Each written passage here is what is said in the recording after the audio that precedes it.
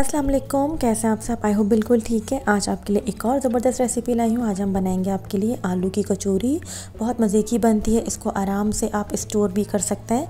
तो चलें वीडियो शुरू करते हैं। यहाँ सबसे पहले मैंने मैदा ले लिया था। तमाम इंग्रेडिएंट डिस्क्रिप्शन बॉक्स में मेंशन होंगे क्वांटिटी के साथ, तो वहाँ से नोट डाउन कर लीजिएगा। मैदा ले लिया था। मैदे के अंदर मैंने डाली है थोड़ी सी अजवाइन और इसको हाथ से मसल के डाला है। और मैंने हाफ़ टी स्पून ही इसके अंदर नमक डाला है। ये 2 कप मैदा था। अब मैं इसके अंदर डालूँगी ऑयल तकरीबन मैं डालूँगी इसके अंदर 4 to 5 टेबल स्पून। और ये डालने के बाद मैं इसको अच्छे से पहले मिक्स करूँगी। पहले पानी नहीं डालना है, पहले इसको हाथों से अच्छे तरीके से मिक्स करना है। इसको इतना अच्छा मिक्स करना है कि जब आप इसको हाथ में इस तरह से बंद करें तो ये बाइंड होने लगे।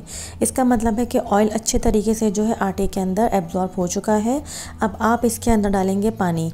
आप इसका सॉफ्ट डो गूंदेंगे, बिल्कुल पतला भी नहीं होना चाहिए और ज़्यादा सख्त भी नहीं, जो बीच का दरमियाना होता है ना वो। आप देखें, मैंने टोटल 2 कप मैदे के अंदर 3/4 कप पानी डाला था, जिससे ये बहुत अच्छा सा आटा गूंद गया था। आपको अच्छे से इसको गूंदना है। सिर्फ इतना सा पानी बचा है इसके अंदर। थोड़ा सा हाथ मज़ीद गीला करेंगे और इसको अच्छे से गूंद लेंगे।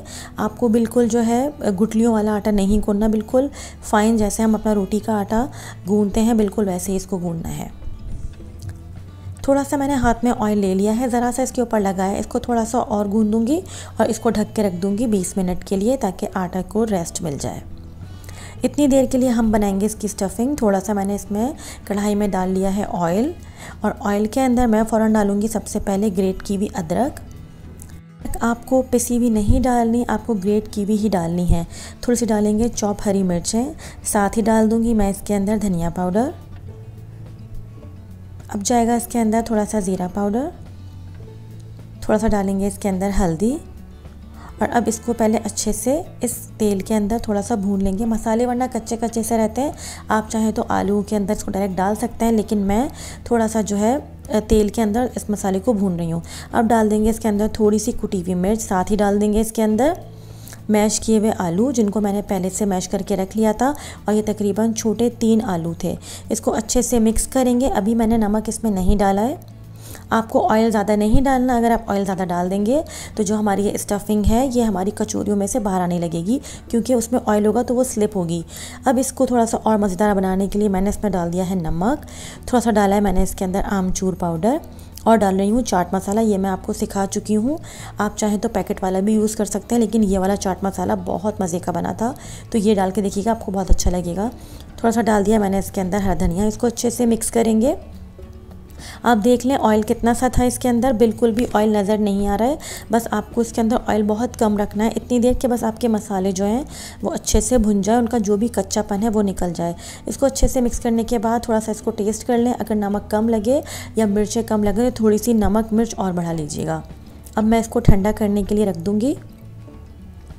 यहाँ आटे को 20 से 25 मिनट हो गए थे। अब आटे को थोड़ा सा जो है हाथों से मल लेंगे, ताकि जो भी ये फटा फटा जैसा हो रहा है वो ना रहे, बिल्कुल बिल्कुल फ़ाइन जैसा हो जाए। आटा बिल्कुल रेडी हो चुका है। अब आप इसको इक्वली ना 2 पार्ट में डिवाइड कर लेंगे। अब आपके ऊपर डिपेंड करता है कि आपको कितनी बड़ी कचौरी बनानी है। इस टोटल आटे से मैं तकरीबन 14 से 15 कचौरियाँ बनाऊंगी, लेकिन आपको दिखाने के लिए सबसे पहले मैं एक बड़ा पेड़ा तोड़ूंगी, ताकि आपको अच्छे से समझ आ जाए कि कचौरी को किस तरीके से आपको जो है बंद करना है। छोटे छोटे से मैंने देखें पेड़े तोड़ लिए हैं। अब जैसे आप आटे की लोई बना के रखते हैं बिल्कुल वैसे ही करेंगे, जैसे छोटा पेड़ा बना लिया। अब आप इसको हाथों पे थोड़ा सा खुश्की लगा के जैसे हाथों से इसके किनारे बनाएंगे। किनारे पतले रखेंगे और बीच में से इसको थोड़ा सा मोटा रखेंगे। अब आप इसके अंदर डालेंगे वो स्टफिंग जो हमने बनाई थी। आप चाहें तो दाल की स्टफिंग भी बना सकते हैं और कीमे की भी बना सकते हैं, ये आपके टेस्ट पर डिपेंड करता है। इसको देख लें मैं कितने अच्छे तरीके से बंद कर रही हूँ। अब आप इसको बंद करते जाएंगे और जितनी देर आप इसको घुमाते जाएंगे, जो इसकी बाइंड करते हुए जो आखिरी छोटी सी देखें ये पेड़ा निकल आया, इसको आप तोड़ के बाहर निकाल लेंगे और आराम से इसको हाथों से दबा दबा के बिल्कुल पक्का बंद कर देंगे, ताकि कहीं से भी हमारी स्टफिंग बाहर ना आए। मैं थोड़ा सा हाथ में फिर से जो है वो लगा रही हूँ मैदा। अब मैंने थोड़ी सी जो है इसके अंदर स्टफिंग रख दी है, और अब की बार मैं तोड़ूंगी नहीं, बल्कि इसको हाथों से दबा दबा के बिल्कुल अंदर दबा दूंगी, क्योंकि पेड़ा मैंने अब छोटा लिया है। ऑफ कैमरा मैंने बहुत सारे बना के रख लिए थे। यहाँ पर आपको एक टिप दे दूँ, आप इसको इसी टाइम पे फ्रीज़ कर सकते हैं रमज़ान के लिए। और जब आपको बनाना हो तो आप इसको आधे घंटे पहले निकालेंगे और फिर आप इसको फ्लैट करके कढ़ाई में डाल देंगे। अब आप देखें, ये आपको टिप याद रखनी है, हल्का सा हाथ पे ऑयल लगाना है और जो हिस्सा हमने जॉइंट किया था उसी हिस्से को आपको दबाना है, इसको ऊपर रखना है। और आप देख लें हथेली की मदद से मैं इसको किस तरीके से फैला रही हूँ। ये सेम वही टिप है, ये ट्रिक है जो हमारे हलवाई करते हैं कढ़ाई में जब वो कचौरी डाल रहे होते हैं। मैं सारी इसी तरह कर दूंगी। जो चिकनी सरफेस थी वो नीचे रहेगी और जो हमारा जहाँ पे हमने जॉइंट किया था इसको, वो सरफेस जिसकी ऊपर रहेगी।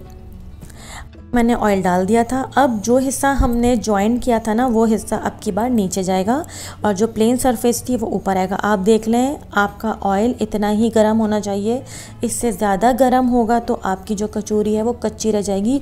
ऊपर से तो डार्क हो जाएगी लेकिन अंदर से बिल्कुल कच्ची रहेगी। जैसे ही मैंने कढ़ाई के अंदर कचौरी डाली है, आप देख लें कितने हल्के हल्के से इस पर बबल्स आने स्टार्ट हुए हैं।